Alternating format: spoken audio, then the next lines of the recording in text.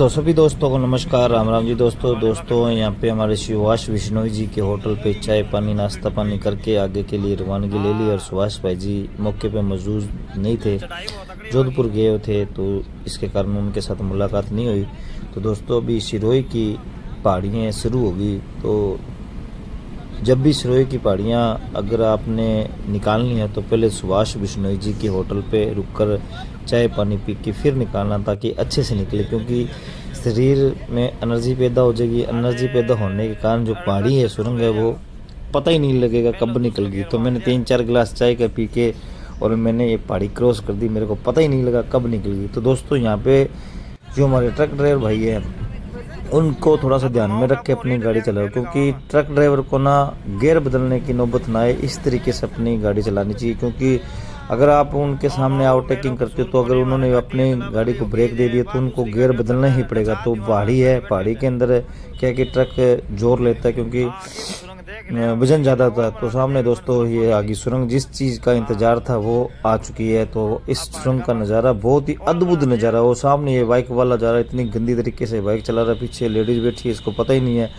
तो इस गुफा के अंदर भी, सुरंग के अंदर भी इतनी बाइक तेजी से वो भगा के लेके जा रहा था, और पीछे इसकी लेडीज भी बैठी है, इसको पता ही नहीं, मूर्ख बंदा है। तो इसके बारे में 2-4 शब्द जरूर आप कमेंट में जरूर बताना।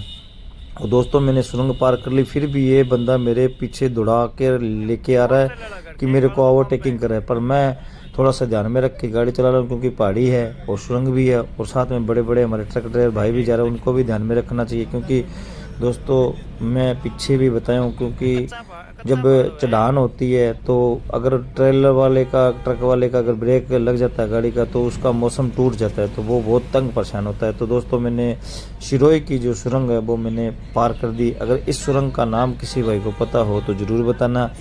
तो दोस्तों कंटिन्यू जा रहे हैं जी, मेरा टारगेट है माउंट आबू, और पीछे बातचीत चल रही है, कस्टमर रेम सुरा बना रहे कि माउंट आबू रुकना या नहीं रुकना। इतना सुंदर शानदार व्यू देखने के बाद जो कस्टमर है वो बड़े खुश हुए, कहते मीना साहब आपने बहुत हमारे को बहुत अच्छा व्यू दिखाया है। और पीछे जो बातचीत चल रही है कि हमने माउंट आबू देखना है ही नहीं देखना है, अगर देखना है तो रुकेंगे, अगर नहीं देखना तो नहीं रुकेंगे, फिर हम आगे के लिए रवानगी लेंगे। तो मैंने इनको कहा कि अगर आपने माउंट आबू देखना है तो ठीक है, अगर नहीं देखना तो मैं पूरी रात कंटिन्यू गाड़ी चला के सुबह द्वारका जी पहुँचेंगे।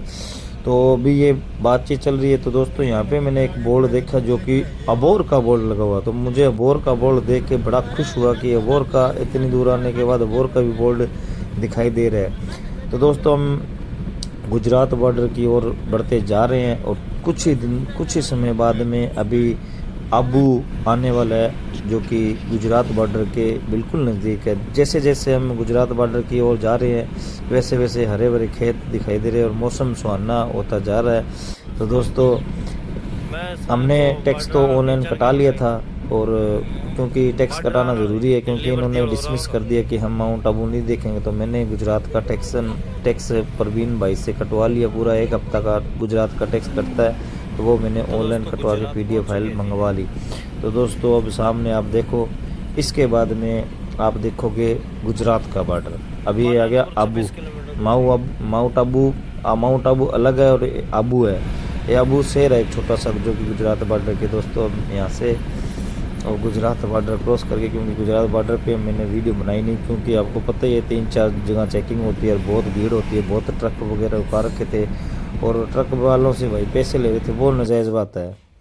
हर एक ट्रक वाले से कुछ ना कुछ पैसे लेते थे। ये पालनपुर शहर में आ गए, और पालनपुर में इतनी गंदी तरीके से ट्रैफिक लगता है, बहुत ज़बरदस्त ट्रैफिक लगता है, क्योंकि यहाँ पे रेड लाइट बत्ती नहीं है। अगर रेड लाइट बत्ती होती है ना तो इतना ट्रैफिक नहीं लगा, बहुत भयंकर ट्रैफिक लगा। कम से कम हम आधा पौना घंटा ट्रैफिक में फंसे रहे। और ये कार वाले ने देखो टेढ़ी करके मेरे आगे गाड़ी लगा दी है। पढ़े लिखे इंसान है, इनके बारे में 4 शब्द जरूर